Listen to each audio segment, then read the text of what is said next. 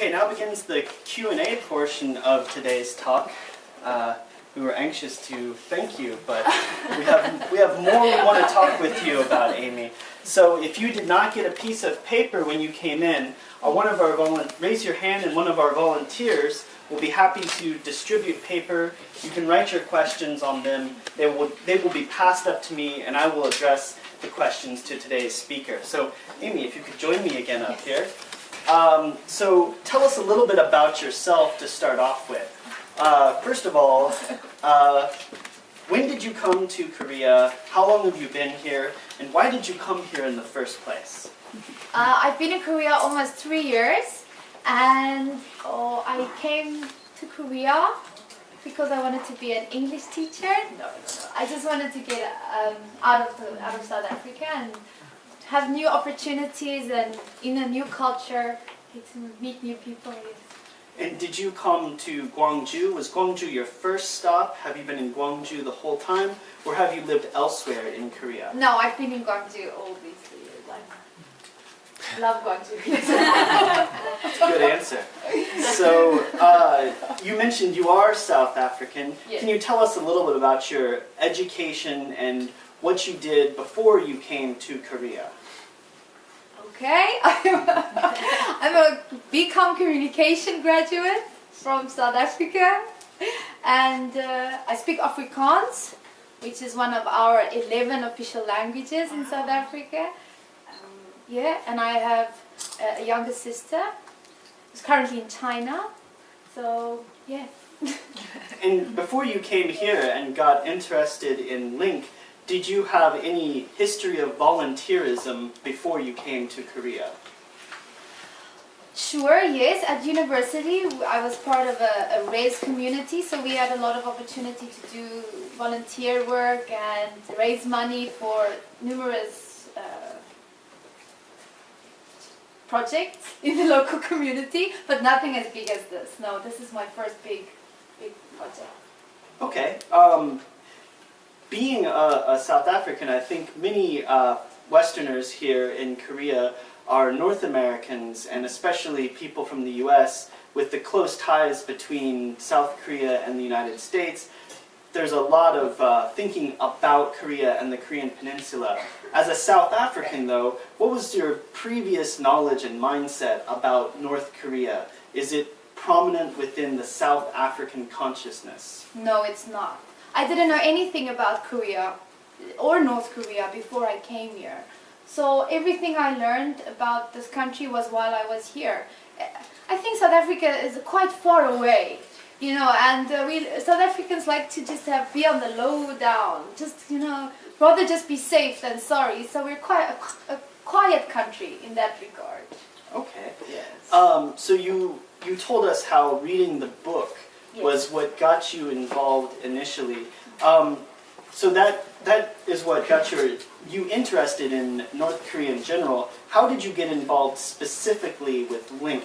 Was it someone you knew, or did you find out about the organization online, etc.? Yes, after I read the book, I started reading other books, and I started researching online, and there's quite a lot of affiliations, especially church affiliations in Korea, who help North Korean refugees. But when I found Link, they made me enthusiastic about that I could do something about it, and also their focus is on the people and not on the politics.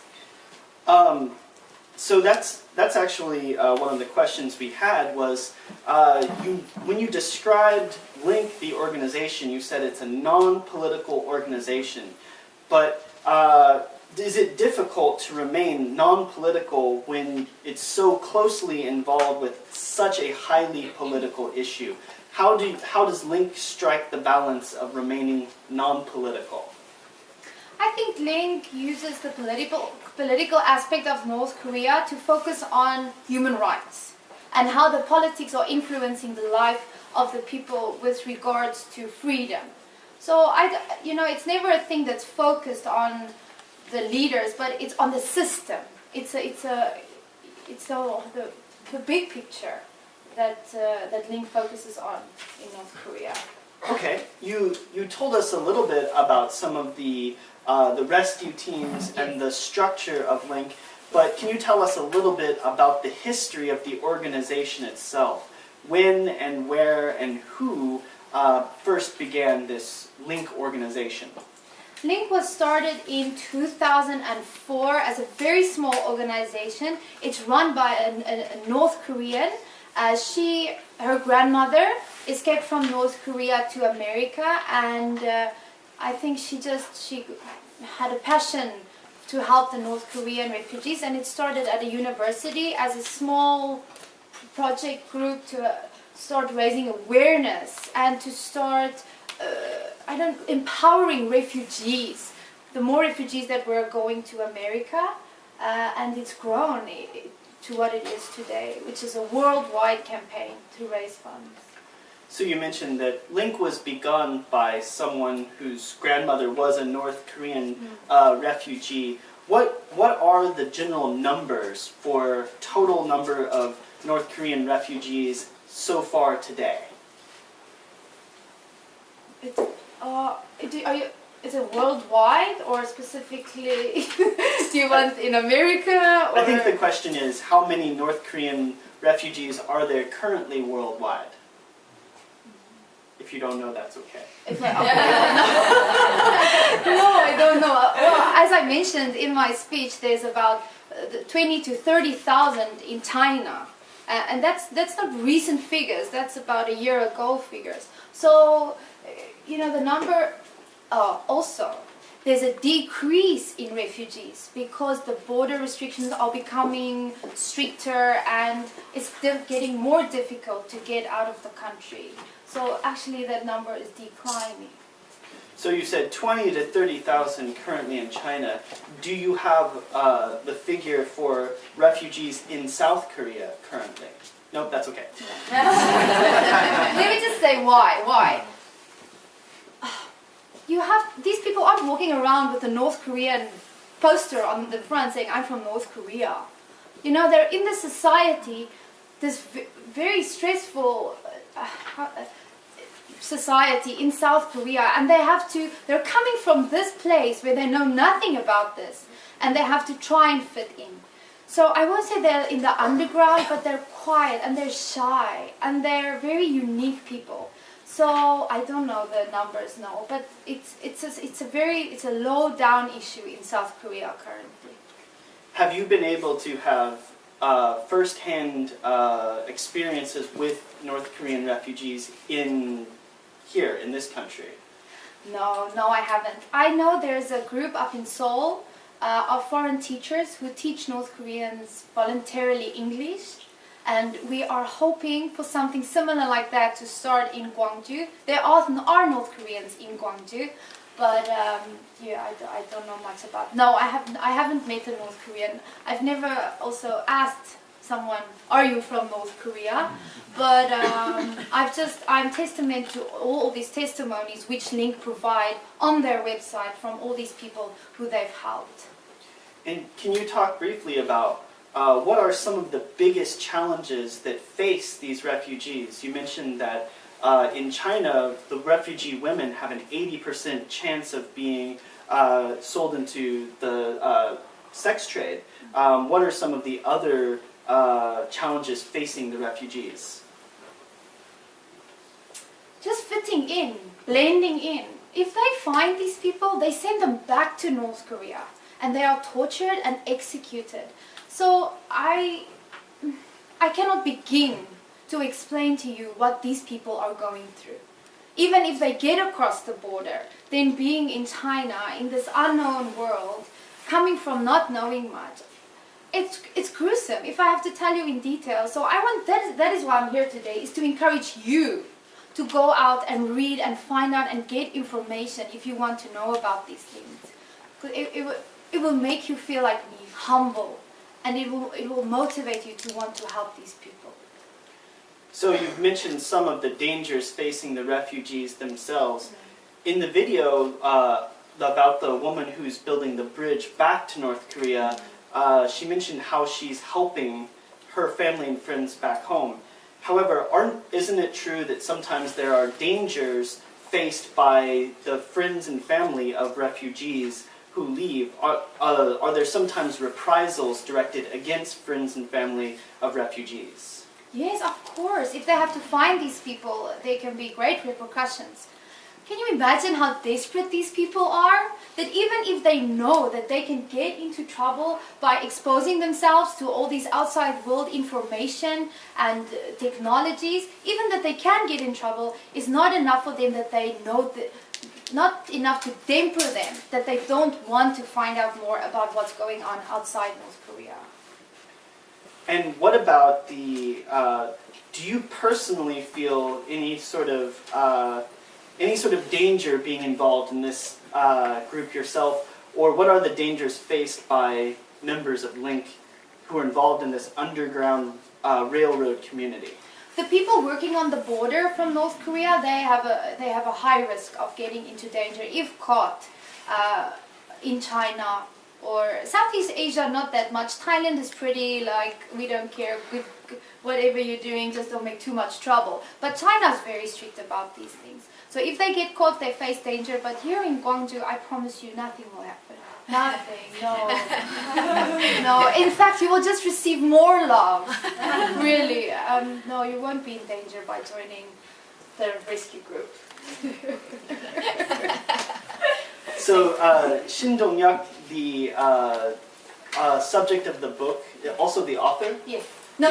Well, he told his story and then Len Harden wrote the book. Yes, Okay. yes. So the subject of the book, Escape from Camp 14, that you cited as your own personal inspiration, can you tell us a little bit more about what happened to him? Is he currently living in South Korea? Was he able to achieve an education? What is his current situation?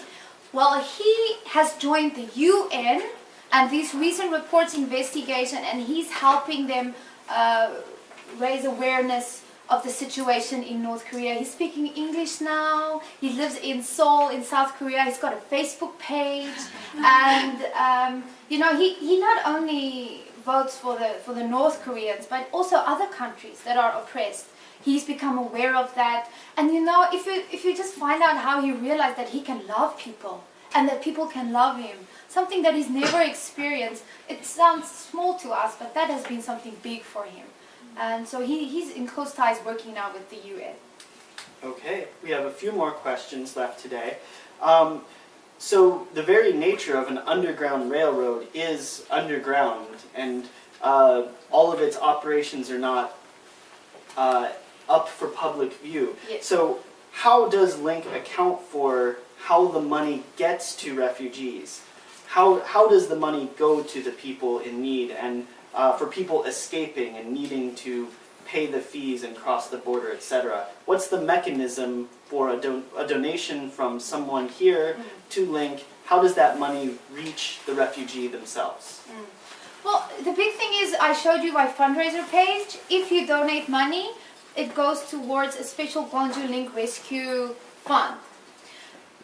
Link, on their website, they provide a tab where they have got all the financials, the annual report from the start on where the funds are going, how they are being distributed. And this is also why I joined them, because when I asked them about the money, they wanted to show me, this is what we do with it, this is where it goes, and also the chance of us meeting our refugee after saving that person, of course, speaks with witness that that money that we got was towards this person, went towards this person, goes towards this person. And here in South Korea, what is the government's official stance or authority towards these refugees? How does the government approach these refugees? What is their stance?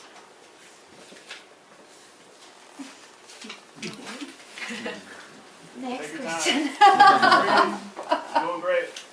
No, I'm not. No, I just want to be sensitive about this, because let's just love each other. Don't worry about that. You know, I think if you really want to get into that part, I promise you, Google is full of these things. Really, there's so much to read about. take some time. The weather's not nice outside, you know, go sit and read about. It's not that I don't know these things, it's just I don't feel it's important today. Today it's important that you know that there is a group of people who want to help North Korean refugees, who love these people, and we want people to get involved with us. Okay, well, we'll have time for one more question. Obviously, it's an interesting topic for people living here in Korea, and your presentation generated a lot of questions. If we didn't have a chance to ask your question today, please feel free to address Amy after the talk in person with any further questions you might have. So our final question for today, Amy, getting back to what you're clearly passionate about, these refugees and these people, what do you think the feeling is? You've read some testimonials of these people. What is the general feeling that these refugees have when they come to South Korea specifically, and what kind of worries do you think they have in their general daily lives? It's not easy. It's not. And sometimes they regret coming. I'm sorry to say this, they do. Because even though they're made here in love and in hope, when they think about the family they leave behind, or when they think about something that they've grown up all their lives, suddenly now being so much different, everything they know is a lie. It's not easy to come here. But these people are empowered through support from organizations like Link. And like I said, that through the bridge that they're building back to North Korea, they are empowering their family one way or another. It's not easy, but the testimonies are overwhelming. Even the children, you have these kids are crossing the Chinese border and getting safe to South Korea. They're going to school, they're eating. So please, I want you to visit the Link website. All the stories of there's almost 400 refugees that Link has saved, and all their stories are on the website. And go meet them, spend time with them, and just empower yourself through knowledge. All right, let's thank Amy for answering our questions. Oh no, thank you.